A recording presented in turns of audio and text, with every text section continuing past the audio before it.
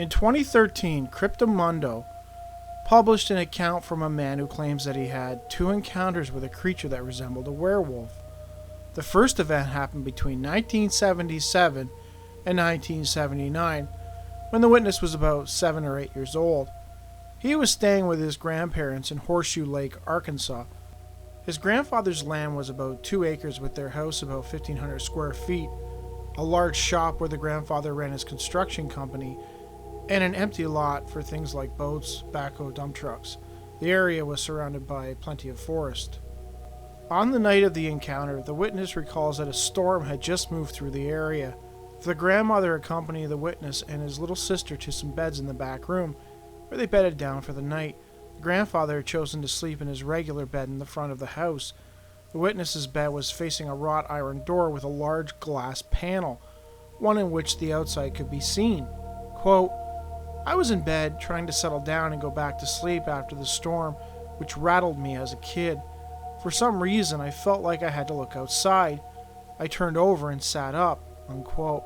In the window stood a terrifying creature that would forever haunt his memory from that day forth. Quote, "I was not 20 feet from this thing, and separated only by the wrought iron door with its glass. I remember how big and broad it was, and how it stood on 2 legs as a human would. It was a dark night, but I could still see this thing easily, as the departed storm was still close enough to flash lightning that lit up everything outside. The thing had a wolf face, yellowish eyes, but not bright yellow, not fluorescent-like either, more of a subdued yellow. It had pointy ears that seemed to keep moving through the whole experience, like he was twitching them all the time for some reason. It never snarled, growled, howled, etc., but it just looked at me from the outside of a glass and wrought iron storm door." Unquote. The witness's grandmother and little sister were asleep in a bed even closer to the door, but at an angle that obscured their view of the glass. The witness began screaming, waking the grandmother, who quickly turned on a light and bolted out of bed to check on him. She asked what was wrong. The creature had not moved from the door. Quote, "I was staring at the thing, and I could only point toward it. I could not speak a word. When I pointed, it started stepping back away from the door as my grandmother looked to see what scared me." Unquote. While the grandmother claimed she had not seen the creature, the witness was certain she had, noting that as she peered at the window, her voice changed, and she seemed to jolt from her half-asleep state to full alertness. The sister also had woken up, but had not moved from the bed. All the commotion woke the grandfather, who flipped on the lights as he came into the back room to see what was going on. Quote, "My grandmother saw him enter the room as he turned on the main light. At this instant, she told him to get his gun and go outside because something was out there and it had scared me badly. He did as she said because her voice was in a panic and he knew something was not right." Unquote. The grandfather retrieved his gun out of the closet and went outside, turning on all the lights inside and out. The witness could see him checking around outside for about 10 minutes. When he re-entered the house, he whispered something into the grandmother's ear. The witness could not hear what was said. After locking up, the grandfather joined them in the back room where he slept with the rest of the family. He slept in a different bed, the rifle still at his side. The witness recalled that he had left most of the lights on in the house as well as the ones outside.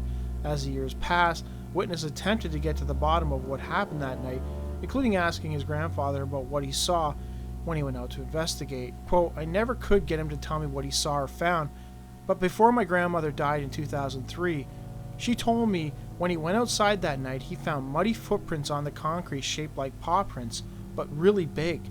My grandmother made me wait until I was in my 20s when she told me, and I remember what a chill it gave me, even being a lot older.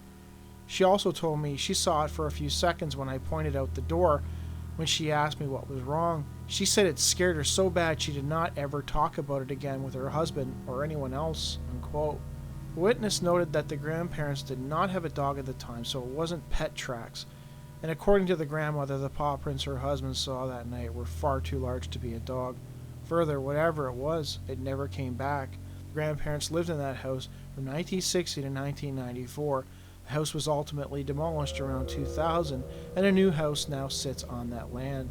Interestingly, that wasn't the only time the witness would have a run-in with a strange werewolf-like creature. In 1988 or 1989, Witness was traveling with two of his hunting buddies about 2 to 3 miles outside Blackfish Lake in Arkansas, on the north side of Highway 218, where it meets Bing's Store Road that goes over Interstate 40. It was a December morning early before sunrise. They were motoring along at 45 miles an hour. As they were coming to a bend in the road, the driver started to slow up. Quote, "We were talking amongst ourselves, no radio on, when a big animal that looked like a werewolf darted out of a field in front of the truck. It was very close and I thought we were going to hit it, but I clearly saw lots of teeth as the thing looked at us in the truck when it was crossing in front of the moving truck. It looked mad as hell. It was on 2 feet striding like a man, but way too fast. Its fur was light gray and kind of a cream color, maybe even a buff white, but dirty looking too," unquote. Men observed the creature for 3 to 4 seconds as it rushed off towards a nearby field. The driver slammed on the brakes and the men poured out of the truck to watch it. Quote, "We saw where it went in the field for a few feet, but we could not see it anymore. You could hear it kind of huffing or puffing as it went further and further away. We heard it for maybe 5 seconds after jumping out of the truck, and then it was quiet," unquote. Witness wanted to fire off a shot at the creature, but a friend reminded him how close to the interstate they were and that it would probably not be a good idea. They eventually climbed back in the truck and left. They never saw the creature again, but they talked all day about it.